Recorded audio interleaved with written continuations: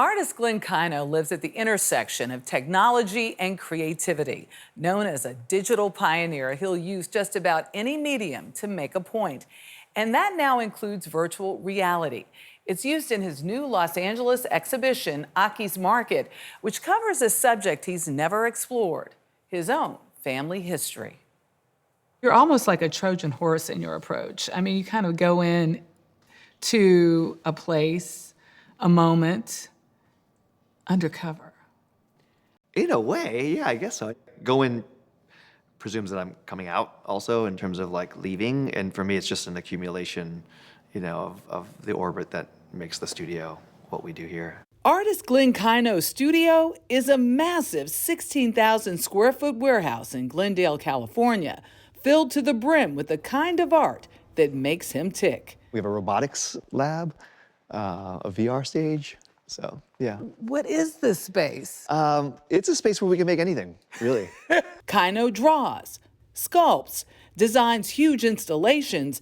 He's even directed an Emmy-nominated feature film. Okay, stop. Open your eyes.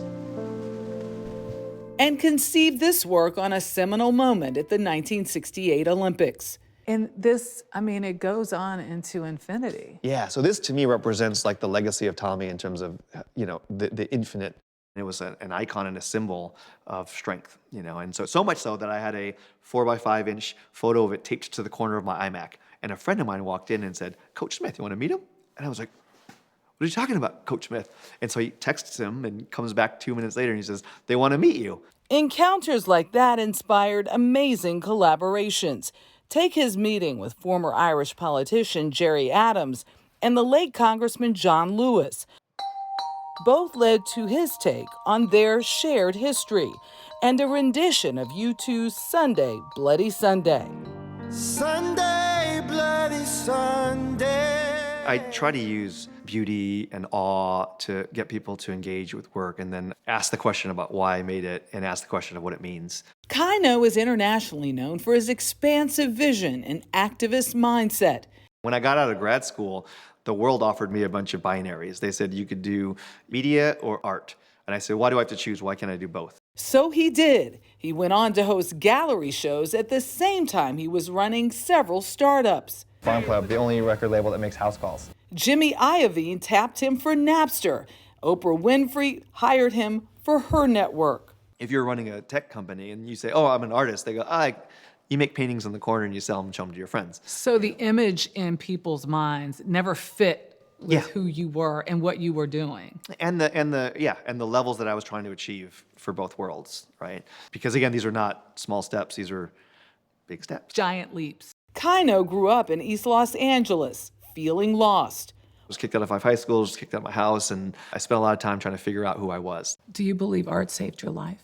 Oh, 100% art saved my life. Do you remember what led you out? I picked up a notepad and I started drawing and doodling and journaling, and I started writing down everything that was frustrating to me about the world. One place that gave him that space as a young artist, I used to come to eat here 3 to 5 times a week.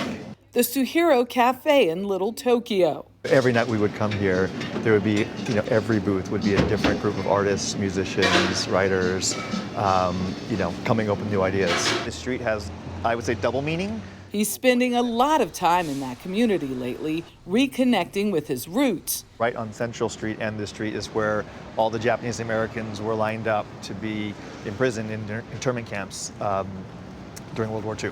And at the Japanese American National Museum. This show has been really important for me because I'm finding another expression of my voice, a more direct expression, so to speak. Installing a virtual reality model of his grandfather's business. Through the windows. To see us. Yeah, through the windows. Oh, wow. It's called Aki's Market. You got your fresh fruit?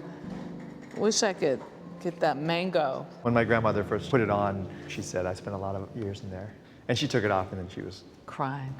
The market was a lifeline for his family after their internment in the war nearly destroyed their American dream. My grandfather was a legendary football player who got accepted into Occidental College and couldn't pursue his collegiate career because he was imprisoned in the concentration camps of World War II. My family was in a horse stable in Santa Anita Racetrack for 9 months with the stench What are you hoping your grandfather's story will tell about you, your people, your experience? What I'm trying to do is unpack and understand more about transgenerational trauma, how his generation being incarcerated affected my parents' generation, and how that affected me. It all makes logical sense, but it doesn't make like emotional sense. Okay. He's also engaged in education, and along with fellow activist and actor Jesse Williams, created a gaming platform that puts culture first. We have to be stewards of our own cultural communication. From emojis that represent the diversity of users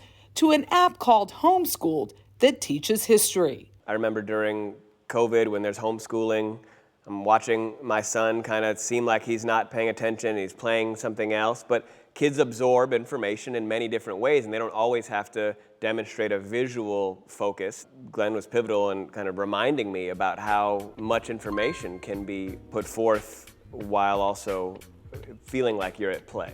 You guys are working with one of the biggest quiz companies around. When they revealed to us that we were the first team ever to consider non-white male audiences for the answers for questions, it just gave us more passion and direction to accomplish, success. Another success, his presence at the Pace Galleries. And I often think when I walk into this space and the space in New York, if my grandfather could see me now. He'd find a grandson in search of understanding. So this is a clock, am I right about that? It's a clock, yeah. And connection. So you're sort of deconstructing And then reconstruct. constructing. Exactly, Yes. exactly. All at the same time. With anyone who comes into contact with his work. What I've found consistently is that we are all more alike than we are different. And everyone's stories are much more similar than they think, even though the texture of them might be different. I think the heart of our stories are very similar. And the heart of his story is incredible. I mean, he's a magician. He survived an avalanche with his family for 4 days. What's so incredible is that he has come from the depths of despair to great heights. And I just think about all the kids who could have been lost, who are lost. And he got a second chance and moved beyond. And look what he has given to the world. Well, this contribution. I love that when he was saying he was coming out of school, he didn't take this idea that you have to be one or the other, that he said, yeah, okay, I'm gonna do both. And then look at the contributions he's already made. I was just going to say that he said he was given a choice. You have Yeah. to choose media or art. Right. And he's like, I'm going to do both. No, thank you. Boxing us in. Don't box us in.